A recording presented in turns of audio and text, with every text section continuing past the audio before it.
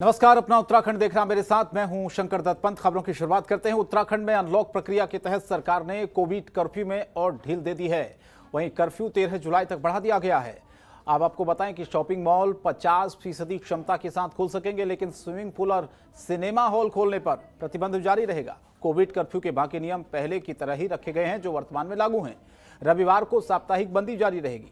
वहीं अब व्यापारिक संगठन अपने हिसाब से एक दिन दुकानें खोल सकेंगे। प्रदेश में बाहर से आने वाले लोगों के लिए नेगेटिव रिपोर्ट की अनिवार्यता जारी रहेगी। मैदानी क्षेत्रों से पहाड़ी इलाकों में जाने के लिए भी नेगेटिव रिपोर्ट अनिवार्य रहेगी।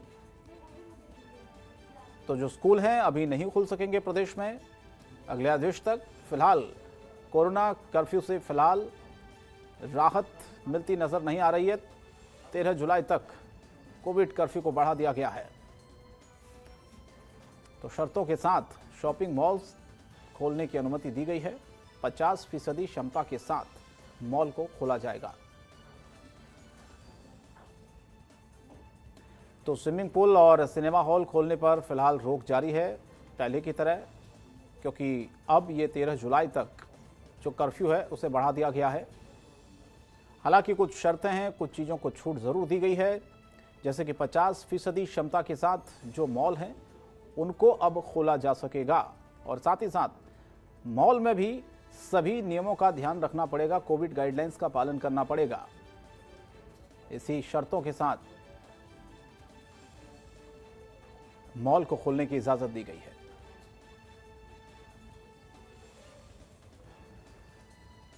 तो उत्तराखंड में आप देखिए लगातार जिस तरह से कोरोना कर्फ्यू जो है उसमें कोई राहत मिलती हुई दिख नहीं रही है। फिलहाल इसे 13 जुलाई तक बढ़ा दिया गया है कोविड कर्फ्यू को, जो खबर आ रही है। लेकिन जो शॉपिंग मॉल हैं उनको शर्तों के साथ खोला जा सकेगा। 50% क्षमता के साथ जो शॉपिंग मॉल हैं उनको खोलने की इजाजत है। और आगे बढ़ते हैं। नए सीएम पुष्कर सिंह धामी सरकार की पहली कैबिनेट बैठक में 7 प्रस्ताव और 6 संकल्प पारित किए गए, जिनमें से 22,000 पदों पर सरकारी भर्ती देने का प्रस्ताव और अतिथि शिक्षकों का वेतन 15,000 से बढ़ाकर 25,000 रुपए किए जाने का प्रस्ताव पारित किया गया है।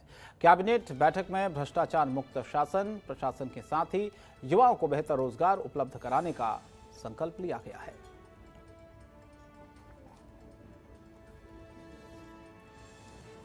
तो पहली एक कैबिनेट की बैठक थी जिसमें अतिथि शिक्षकों का वेतन बढ़ाकर 25,000 किया गया है। खाली पड़े 22,000 पदों को जल्द भरने पर फैसला लिया। साथ ही साथ मनरेगा कर्मियों को हड़ताल की अवधि का वेतन दिया जाएगा। खाली जो पद हैं मनरेगा के, आउटसोर्सिंग के जरिए उन पदों को भी भरा जाना है। तो 7 जो अहम प्रस्ताव थे वो पहली कैबिनेट में पास किए गए हैं।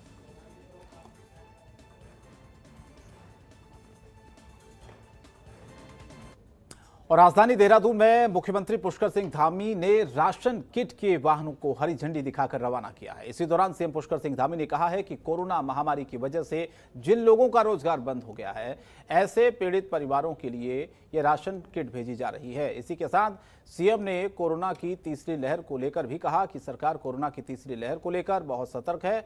कहा कि हम उत्तराखंड की जनता के साथ किसी तरह का जोखिम नहीं लेना चाहते हैं।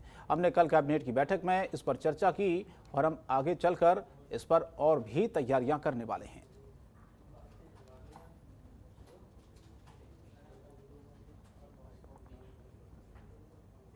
उत्तराखंड की जनता का जो हमारे गरीब लोग हैं, ऐसे लोग हैं जिनका जो है इस कोरोना महामारी के कारण जिनका रोजगार, जिनका व्यवसाय, रोजी रोटी सारी बंद हो गई है। ऐसा हम लोगों का लगातार कोविड के दौरान भी, और जब कोविड का कुछ प्रकोप कुछ कम हो गया है और अभी लोगों के सामने समस्या उत्पन्न हो गई है, ऐसे लोगों को जो है राहत देने का काम आज हमारे माननीय मंत्री जी ने किया है। और इसमें 11 जो वाहन है उसमें राशन की किटों का लगभग 1500 लोगों के लिए 1500 लोगों के लिए किटें 1500 परिवारों के लिए जा रही हैं। तो निश्चित रूप से ये क्रम आज इनका यहाँ से पहले भी चल रहा था, अभी इन्होंने आज चलाया है और आगे भी जहाँ इस प्रकार की जरूरत होगी हम लोग और भी प्रयास कर रहे हैं। हम लोग जो है कोरोना की तीसरी जो लहर है उसको लेकर बहुत ही सतर्क हैं। उत्तराखंड की जनता के साथ किसी प्रकार का भी जो है हम जोखिम नहीं लेना चाहते हैं। इसलिए हम लोगों ने उसकी तैयारियों के लिए अभी कल उस पर हम लोगों ने चर्चा की है, कैबिनेट में भी चर्चा की है और आगे चलकर हम उस पर जो है जल्दी अन्य जो समीक्षाएं हैं, जो तैयारियां हैं, उसको भी हम लोग करेंगे। और खबर देहरादून से, जहां पर सीएम बनते ही काम में जुटे हैं पुष्कर सिंह धामी। ताबड़तोड़ फैसले ले रहे हैं मुख्यमंत्री। नए सीएम पुष्कर सिंह धामी लगातार एक के बाद एक फैसले ले रहे हैं। बीजापुर सेफ हाउस में आईएएस और आईपीएस अधिकारियों की एक बैठक बुलाई है। आईएएस और आईपीएस अधिकारियों के साथ बैठक करेंगे मुख्यमंत्री और अधिकारियों को दिशा निर्देश मुख्यमंत्री की तरफ से दिए जाएंगे। तो ये बड़ी खबर है इस वक्त, आपको बता दें। जाहिर है ऐसे फैसलों की जरूरत भी है प्रदेश में, क्योंकि चुनाव में वक्त बहुत कम बचा हुआ है। इसीलिए जितनी ज्यादा सक्रियता दिखाई जाएगी जनता में उतना ही भरोसा बढ़ेगा। इसीलिए सीएम बनते ही काम में जुट चुके हैं नए मुख्यमंत्री पुष्कर सिंह धामी। लगातार फैसले वो ले रहे हैं और बीजापुर सेफ हाउस में आईएएस और आईपीएस अधिकारियों की एक बैठक मुख्यमंत्री ने बुलाई है और अधिकारियों के साथ बातचीत, बैठक की जाएगी। जाहिर है आगे की क्या रणनीति रहने वाली है प्रदेश में, चाहे वो योजनाओं को लेकर, चाहे वो कानून व्यवस्था को लेकर। और एक बड़ी खबर देहरादून से, सूत्रों के हवाले से खबर आ रही है, जहां पर जल्द हो सकते हैं उत्तराखंड में आईएएस आईपीएस के ट्रांसफर। ये सूत्र बता रहे हैं। तो आईएएस और आईपीएस के ट्रांसफर हो सकते हैं, सूत्रों के हवाले से खबर है। शासन में बड़े फेरबदल की संभावना फिलहाल तेज होती हुई दिख रही है। ब्यूरोक्रेसी में बड़े फेरबदल की संभावना फिलहाल जताई जा रही है। तो जिलाधिकारी देहरादून भी हटाए जा सकते हैं, ऐसे सूत्र बता रहे हैं।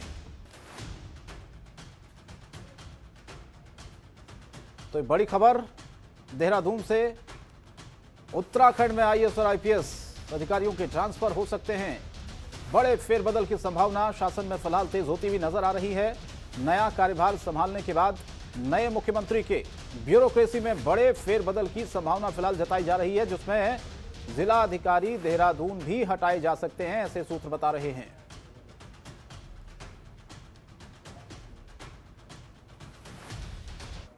और देहरादून से ही खबर है, जहां पर एसएस संधू बने हैं नए मुख्य सचिव। शासन की ओर से दरअसल एक आदेश जारी किया गया है।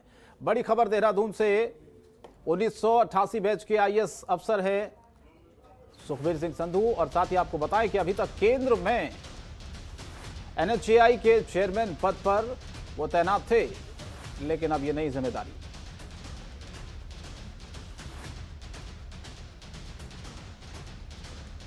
तो बड़ी खबर इस वक्त देहरादून से आपको बताएं, एसएस संधू बने हैं नए मुख्य सचिव। तो फिलहाल एक जो आदेश है वो शासन की ओर से जारी किया गया है। 1988 बैच के आईपीएस अफसर हैं संधू, और अभी तक आपको बता दें कि वो केंद्र में एनएचएआई के चेयरमैन पद पर तैनात थे और अब ये नई और बड़ी जिम्मेदारी उनको दी गई है।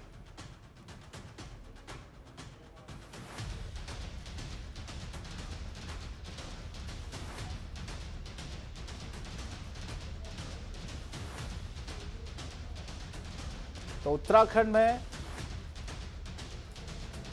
जिस तरह से ये एक देहरादून से बड़ी खबर, एसएस संधू नए मुख्य सचिव बने हैं। पंकज हमारे संवाददाता इस खबर पर फोन लाइन पर जुड़े ज्यादा जानकारी के लिए। पंकज, और क्या डिटेल इस खबर के बारे में ज्यादा? बड़ा सिलसिला यहाँ तो हुआ है। सीएम के बदलते ही आज मुख्य सचिव भी बदल दिए गए हैं।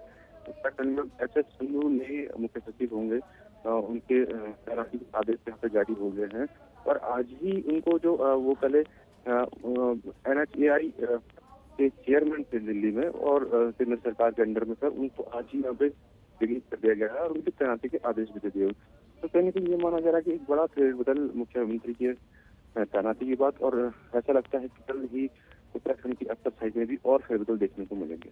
और आने वाले वक्त में पंकज किस किस विभाग में हम फेरबदल देख सकते हैं, क्योंकि मुख्यमंत्री पदभार संभालने के बाद बहुत सक्रिय नजर आ रहे हैं और जाहिर तौर पर एक भरोसा कायम करना है बहुत कम वक्त में जनता के बीच में, क्योंकि चुनाव नजदीक है। बिल्कुल शंकर, कहीं ना कहीं बड़ा फेरबदल देखने को मिल सकता है प्रशासनिक ढांचे में, क्योंकि जो सीएम है, जैसे ही मुख्य सचिव बदले हैं सीएम भी नए बदले हैं, तो कहीं ना कहीं वो अपनी टीम यहाँ पे बैठाएंगे। हर तरीके से अपने जो लोग हैं उनको यहाँ पे तवज्जो दी जाएगी। तो कहीं में अब ये माना जा रहा है कि बहुत जल्द, चाहे वो यहाँ के डीएम हो या एसएसपी हो या फिर सचिव हो, प्रमुख सचिव हो, इनके जो विभाग है इनमें फेरबदल किए जा सकते हैं। जो उनके जिम्मेदार लोग होंगे उनको यहाँ पे तैनाती मिल सकती है। तो जल्द ही एक बड़ा फेरबदल यहाँ पे देखने को मिलेगा। और चर्चाएं हैं कि जिस तरीके से मुख्य सचिव बदले गए, तो जल्द ही सचिव स्तर पर भी यहाँ बदलाव देखने को मिलेंगे। जी चलिए, बहुत बहुत धन्यवाद पंकज इस तमाम जानकारी के लिए।